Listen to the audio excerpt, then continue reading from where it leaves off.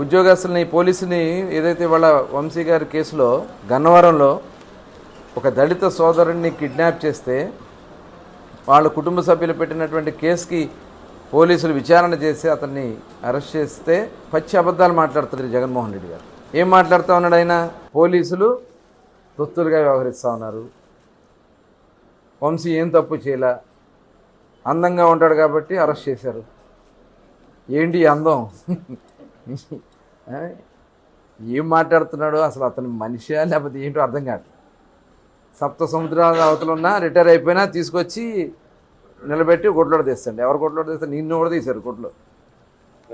151 మంది ఎమ్మెల్యేలు ఉంటే నేను 11 మందిని ఓట్లో తీసి నుంచోబెట్టారు. నువ్వు అసెంబ్లీకి వెళ్ళంటే భయం. రేపు పొద్దున అక్కడ మీరు చేసినటువంటి తప్పిదాలన్నీ అక్కడ అధికార పక్షంగా మేము అడిగితే సమాధానం చెప్పలేవు కాబట్టి ఇవాళ నీకు అసెంబ్లీకి వెళ్ళి మాట్లాడితే భయం. ఇప్పుడు ఏదో కావాలని చెప్పి రాద్దాంతం నిన్న వెళ్ళి మిర్చి ఆడికి వెళ్తారు గుంటూరులో. మిర్చి ఆడికి ఏంటి? మీరు ఎంత ఇచ్చారు రేటు? ఇవాళ పరిస్థితులు ఏమున్నాయి?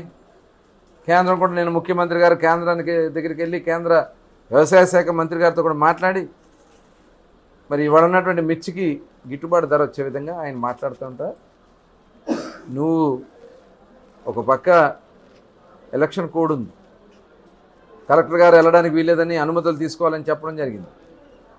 పోలీస్ అధికారులు చెప్పారు మాకు బందోబస్తు ఇవ్వలేదని చెప్పి ఇంకా మాట్లాడతారు. పెయిడ్ ఆర్టిస్టులను తీసుకొచ్చి అక్కడ రైతులుగా నిలబెట్టి వాళ్ళతో మాట్లాడిస్తారు.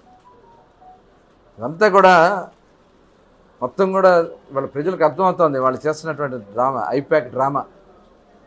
మరొక ఐపాక్ డ్రామాలు చేయడానికి వస్తున్నారు. మీ డ్రామాలు ఎవరు కూడా నమ్మే పరిస్థితిలో లేరు, ఎవరు కూడా తప్పించుకోలేరు. ఒక ఆయన మాట్లాడతాడు, మాకు ఉద్యోగం ఉందా? ఉద్యోగం ఉందా ఏంటి? ప్రజాసేవకు ఉద్యోగం కావాలా ఏంటి? బూతులు మాట్లాడతాకైతే కావాలేమో మీకు. ఇవాళ ప్రజలకి బాధ్యతగా ఉన్నటువంటి మేము జవాబుదారులుగా ఉన్నాం, ప్రతిపక్షంగా కూడా జవాబుదారులుగానే ఉన్నాం.